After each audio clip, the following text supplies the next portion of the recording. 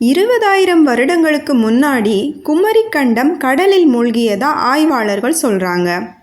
உலகின் முதல் மனிதர்கள் பிறந்ததாக வரலாற்று ஆய்வாளர்கள் தெரிவிக்கும் இடம், நம் மூதாதையர்கள் வாழ்ந்த இடம், தமிழ் பிறந்த இடம், பல வரலாற்று அதிசயங்கள் நிகழ்ந்த இடம், அதுதான் நாவலன் தீவு என்று அழைக்கப்பட்ட குமரிக்கண்டம்.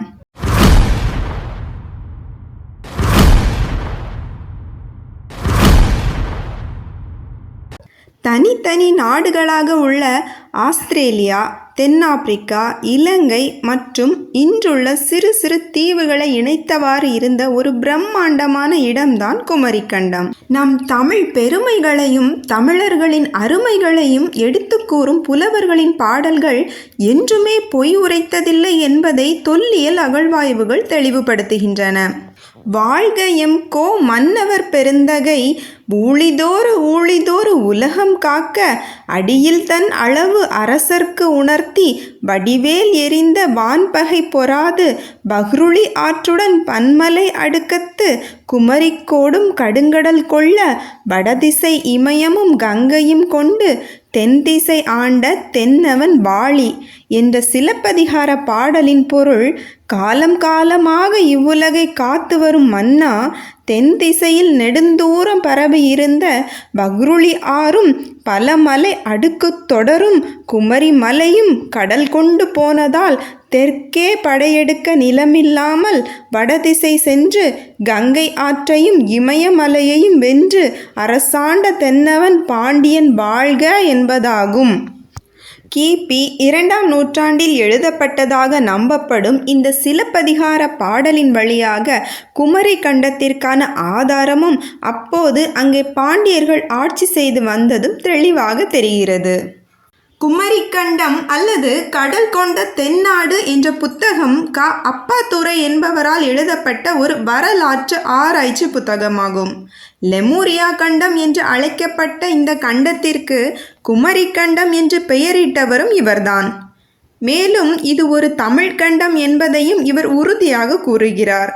மனித இனம் குமரிக்கண்டத்தில் தோன்றி பின் வடக்கு நோக்கி எப்படி பரவினர் என்று சில சான்றுகளுடன் அவர் குறிப்பிட்டிருக்கிறார். சங்க நூல்களின் ஆராய்ச்சிகள் மூலம் இந்த குமரிக்கண்டத்தில் 7 தெங்க நாடு, 7 மதுரை நாடு, 7 முன்பாலை நாடு, 7 பின்பாலை நாடு, 7 குன்ற நாடு, 7 குணக்காரை நாடு, 7 குறும்பனை நாடு என 7 மொத்தம் 47 நாடுகள் இருந்ததாகவும், அது கடல்கோள் எனப்படும் மிகப்பெரிய சுனாமியால் அழிந்தது எனவும் தெரிய வருகிறது. இந்த 7 நாடுகளின் பெயர்களிலேயே அது ஒரு தமிழ் கண்டம் என்பது தெரிகிறது. 7 தெங்க நாடு என்பதிலுள்ள தென் என்ற சொல் தென்னை மரத்தையும் தெற்கு திசையையும் குறிக்கிறது. தென்னை மரங்கள் அதிக அளவில் உள்ள நாடாக இது இருந்திருக்கிறது. 7 குணக்கரை நாடு என்பதில் கரை என்பது கிழக்கு கடற்கரை பகுதியை குறிக்கிறது. 7 குன்ற நாடு என்பதில் குன்றம் என்பது மலையையும் மலையை சுற்றியுள்ள நாடுகளையும் இது குறிக்கிறது. 7 முன்பாலை நாடு, 7 பின்பாலை நாடு.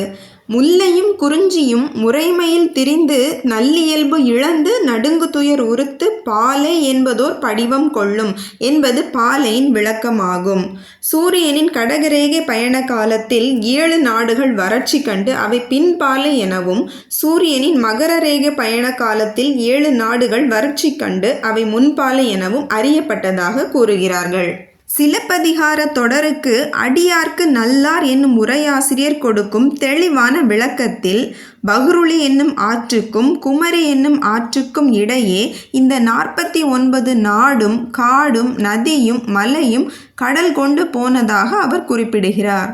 இவ்வாறு குமரிக்கண்டத்தில் பஹ்ருளி, குமரி என்ற 2 மாபெரும் ஆறுகளும், குமரிக்கோடு, மேருமலை என 2 மலைகளும் இருந்துள்ளன. தென்மதுரை, கபாடபுரம், முத்தூர் என 3 பிரம்மாண்டமான நகரங்கள் இருந்துள்ளன. கோடு என்றால் மலை என்று பொருள். குமரிக்கண்டத்தில் குமரிக்கோடு என்று மலை இருந்ததாக வரலாறு கூறுகிறது. தற்போதைய குமரி மாவட்டத்தில் விளவன்கோடு, அதன்கோடு, ஆண்டுக்கோடு, இடைக்கோடு, மெக்கோடு, நெட்டாங்கோடு, திருவிதாங்கோடு, பரக்கோடு, வெள்ளைக்கோடு, கட்டிமாங்கோடு என்று ஊர்களுக்கு பெயர்கள் உண்டு. வட தமிழ்நாட்டில் உள்ள திருச்செங்கோடு என்பதும் மலையுள்ள ஒரு ஊர்தான்.